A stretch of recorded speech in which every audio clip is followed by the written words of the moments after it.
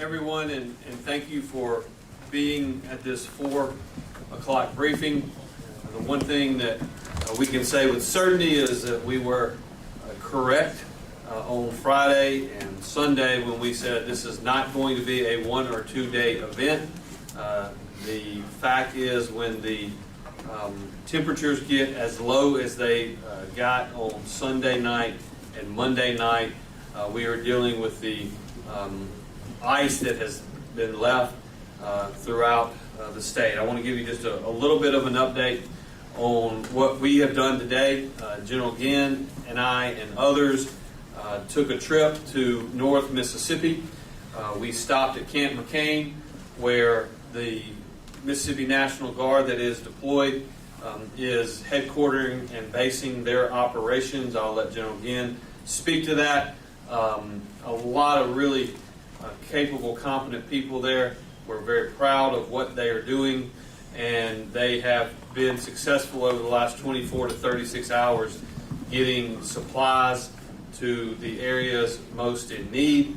We continue to receive requests, but I will tell you, just as an example of the size and the enormity of what we're dealing with here, as of 1400 hours today, which is 2 o'clock our time, we have had 40 counties make requests through Web EOC, and the total number of requests are 357. Obviously, we are working our way through that in each of one of those requests to ensure that we either can source it or that it is indeed needed.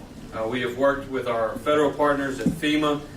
As I have told you a couple of days ago, we had received 30 generators and we're expecting 30 more. We have now received those additional 30. We now have 60 generators based or headquartered that have not, all of them have not been distributed yet, but 60 at Camp McCain, and we have requested and received an additional 30 generators that are currently stationed at Columbus. We have received from our federal partners 4 truckloads or 128,000 bottles of water. We have received 4 truckloads of MREs or 107,520 meals. We have sourced an additional 2,178 cots, 2 truckloads of blankets or approximately 9,000 blankets for the warming centers that are open all throughout the state. We currently have warming centers in total 35 counties of Mississippi, with a total of 68 individual facilities that are open throughout the state of Mississippi. Not only did we go to Camp McCain, we also stopped today in Tippah County. As you know, Tippah County is one of the hardest hit counties in the state, along with their neighbors to the south and southwest and to the east. We made a stop at the Tippah County Hospital, and I can just tell you that from my personal experience, how much I appreciate the conversations that we had there, and the fact that it reminds you of the heroes that we have in Mississippi, just Mississippians going over and beyond the call to help their fellow neighbors. Fortunately, there at the hospital, they have power back. We are working to source them water, but again, a lot of people that are just doing incredible work there. We also made a stop at the nursing home facility there, where we had actually sourced a generator for them because they did not have power. We appreciated our friends at the U.S. Army Corps of Engineers. They are helping us in terms of the generator installation where that is necessary. But now we find ourselves on Wednesday, and we still have a little over, we've had a lot of progress on getting power back on throughout the affected area. However, we do know that we have a lot to go. There's the latest number I saw is we still have a little over 100,000 in Mississippi without electricity. There are literally hundreds and hundreds and hundreds of linemen, both from in-state and out-of-state, that are out working. The weather was better today. That helps. We're seeing significant reductions in the total number of outages because of that. But we also know that we're going to go into tonight with a large number of people that continue to have no power, and we are continuing to encourage staffing and resourcing the various warming centers so that those individuals in our state, because it's going, even though it warmed up today well above freezing to the 38 to 40 range, it's going to be well below freezing tonight and maybe down in the low 20s in much of the north part of our state. As you have seen, sadly, we can confirm 10 fatalities with this event, and multiple injuries as well, at least 18 we have confirmed, but there could be, at least 14 that we can confirm, but we think those numbers are going to rise. We've had 51 counties make damage reports, as well as 37 municipalities make damage reports in our system. We anticipate those numbers are going to go up as well. We know that there has been a lack of power and also a lack of being able to get online to do those things at various EOCs in the north part of the state, and so we expect those numbers to rise as well. I'm going to let Executive Director of MDOT, Brad White, give you an update, as well as our Commissioner of the Department of Public Safety with respect to some of the roadways and where they find themselves. We have deployed initially an additional 8 uniformed officers of the Mississippi Highway Patrol yesterday. We today have deployed an additional 23 uniformed officers and marked patrols for work on our roadways. We've also asked and received the Mississippi State Department of Health are deploying and standing up medical needs shelter and shelter strike team with equipment and supplies in the affected area. This continues to be an all of government approach. We obviously have a lot of experience with natural disasters, but ice storms are just a little bit different. As I said earlier today, when a tornado hits or when a hurricane hits, when it is over and leaves the state, then you can immediately go to work trying to figure out how you cut your way through to help people. Ice storms are different because although the precipitation stopped in Mississippi mostly the midday on Sunday or afternoon on Sunday, it was the fact that the temperatures never got above freezing, particularly in the north part of the state, where on Monday night and again on last night, those frozen roads, frozen trees, frozen limbs that fell on power lines continue to be a problem and continue to create challenges for us. So with that, I'm going to turn it over to Mac first, the head of the Mississippi Emergency Management Agency, and then we will eventually take questions. So Mac, you want to say a few words? Yes, sir. Thank you, Governor. I'll just reiterate a couple of just little items that the Governor was hitting on that MEMA is doing in concert with our other partners, the emergency support functions, all 16 state agencies. We're out there working. We've got some new deaths that were reported. We need to be thinking about those families and how that's affecting them. We also look at what we've got on the current total homes affected right now, about 208. That's kind of what we're seeing. 7 destroyed. We've got major about 43, 72 in the affected, minor and affected range. But we're going to see more of that as we get out and see how many more limbs have fallen on homes, et cetera, et cetera. Our businesses are doing pretty good. Only about 7 or so affected in major. So we're looking at as they're able to get out to be able to take care of those things. The public roads are what you're going to hear from MDOT and the Highway Patrol, I-55 and I-22, and Highway 22, big issues. We're following the frost line. The teams at MEMA, the teams at the Corps of Engineers, the teams with FEMA, we follow that frost line. We're going up as we can clearly get up and start getting those teams into to install, manage the generators that we're putting in. Right now, we've already installed 35. It's like, okay, you've gotten 35 generators in. What does that mean? That means the team has gone up and said, okay, this building can accept that power. We have to evaluate it. And the wraparound services with this UAC, the Corps of Engineers team, it's a one-stop shop. Once we install it, we maintain it, we fuel it, we keep it running to the end of this event. So that is what is all-encompassing around. So out of that 30, we've got 55 more in hand. We've got another 30 available that can come. And so we're looking at our burn rate. How many is it going to take to get this event done? And so we've got the teams, they're going out each and every day.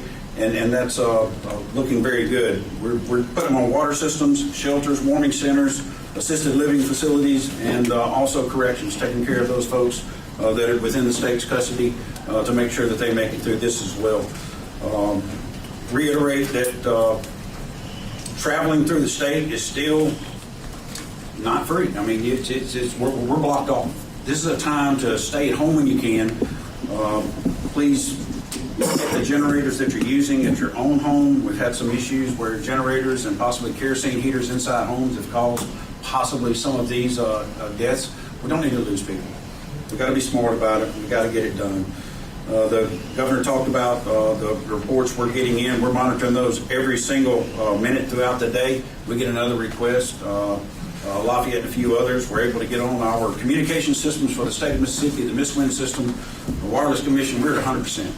We're one of the few states. We've got 100% emergency communications that's running through every first responder, everyone that's out there. So we're able to, if we don't have internet, we're going to give it to you over the phone.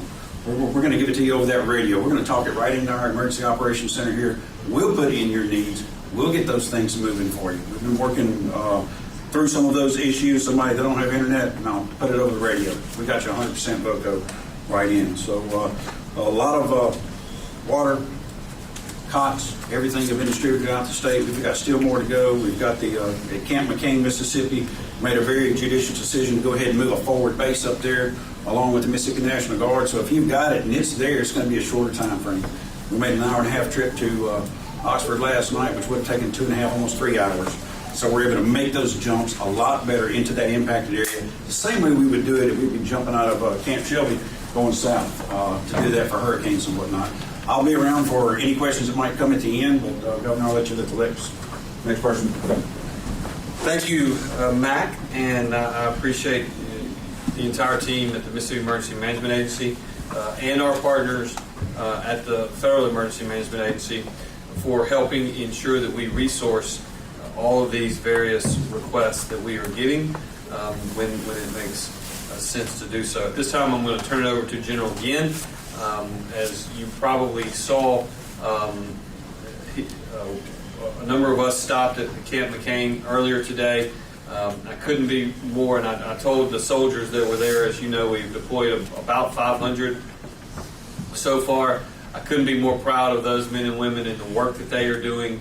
And the reality is they just have some assets that no one else in the state has. When we had a difficult time last night that I know Commissioner Tindall will talk about, getting automobiles moving on I-55, we literally sent wrecker crews from the Mississippi National Guard from Camp McCain up to I-55 to get that rolling, and we saw a lot of progress with respect to that. So, General Ginn, you want to speak to that? Yes, sir. Another thing? Yes, sir. Thank you, Governor. Kind of sort of an array of our forces with 500 soldiers that we have right now. We went FOC at Camp McCain with 500 soldiers yesterday. Task Force Thunder, that is our operational base, and forward of that, and we kicked these soldiers out. We thought we would kick them out to these forward operating bases by this morning, but we actually got most of them out yesterday afternoon. So the sense of urgency is certainly there. But we got one set up in Greenville, one in Senatobia, one in Oxford, and one in Boonville, and we're working on getting one set up in Tupelo as well. We also we also have several commodity trains, log trains that are running from the MEMA warehouse here in Byram and also out of Camp Shelby as well. And just a quick update on what we've done in the last 24. We've issued 20,000 bottles of water, 630 blankets, 12,000 meals, 300 cots, 8,000 gallons of fuel, and in the last 36 hours, non-stop record service on I-55. So, again, we got 500 soldiers out there doing great work. Task Force Thunder, Colonel Rod Edwards up at Camp McCain, they're working, is doing a great job, and we visited with those soldiers today. Our goal, we have LNOs out in 5 other counties right now, besides where we have our operational forward bases set up. The goal is to get them in 30 more counties. So we're working toward that, getting better every day. The sense of urgency is certainly there, and basic life support is our #1 concern. Governor, thank you. Thank you, General Ginn. At this time, I'm going to ask the Executive Director of the Mississippi Department of Transportation, Brad White, to talk about some of the challenges that we've seen, particularly on the interstates. I actually flew over both I-55 and 22 a couple of hours ago. I will tell you that this was not necessarily true 24 hours ago or even 20 hours ago, but as of this moment, the vast majority of vehicles that are on 55 and on 22 are 18-wheelers, and there's not a lot of passenger vehicles. I think a lot of people are heeding the call to, unless you have to be on the roadways, to stay off. We anticipate that these roads are likely to freeze over again tonight. Ice is not, dealing with ice and dealing with snow is not the same thing, and so we are working our way through that, and I'm going to let Brad speak to it. Thank you, Governor. Monday morning when the storm had passed, we were realizing that the areas of the state that were majorly affected was primarily the Mississippi Delta, North Mississippi. This is an area that consists of about 15,000 lane miles of state highway and over 3,000 bridges on our highway asset inventory. We deployed about 500 maintenance employees with equipment out in that area. Yesterday was the first day that we've had temperature that got above freezing. Primarily in these areas, they were hit with ice, as the governor said. And as he said, ice is a much different animal. You cannot plow frozen ice. You have to have cooperation from temperatures getting above freezing, sunshine, and the ability to treat the ice in order to turn the top layers into a slush material that you're able to then plow off and continue treating until ultimately you've removed all of the substance from the highway. Yesterday, our crews were successful in opening up much of the Mississippi Delta as well as East Mississippi, the Tupelo area. Much of the 55 corridor, as you know, experienced some of the heaviest layers of ice.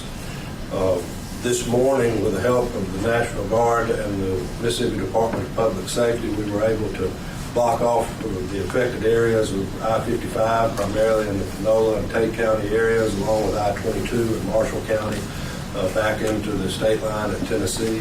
We have tried to devote as much personnel as we could from the other parts of North Mississippi into those areas in order to begin trying to make hay while the sun was shining. We did have cooperation with the sunshine and the temperatures today, and some progress was made in being able to open up much of I-55 in one lane. Again, our goals are primarily to try to have at least a lane of our interstate system passable for those essential vehicles that have to use it.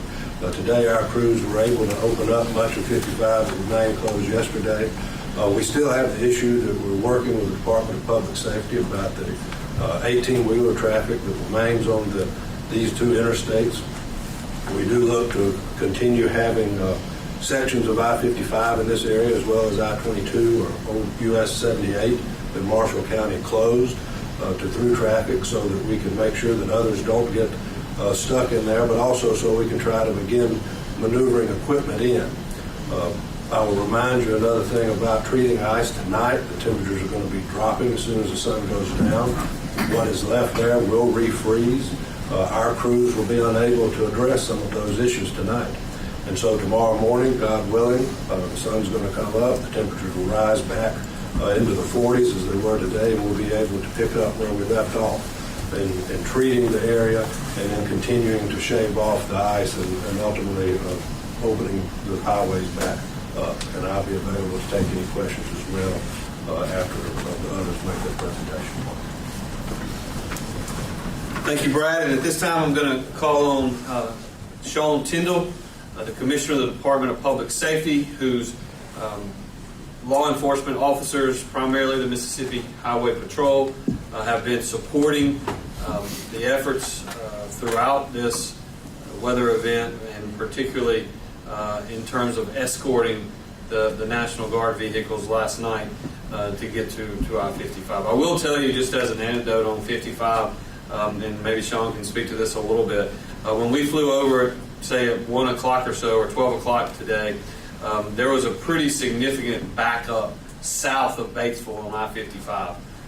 My understanding is, for the most part, that has been cleared up, but we are trying not to allow additional individuals north of Batesville on 55, so as we can ensure that we don't find ourselves in a position like we did last night, where you have an 18-wheeler or another truck that either simply staying on the one lane that is open, or in some instances trying to pass on the lane that really shouldn't be open. They end up jackknifing, and it ends up we're not able to move traffic in any direction. And so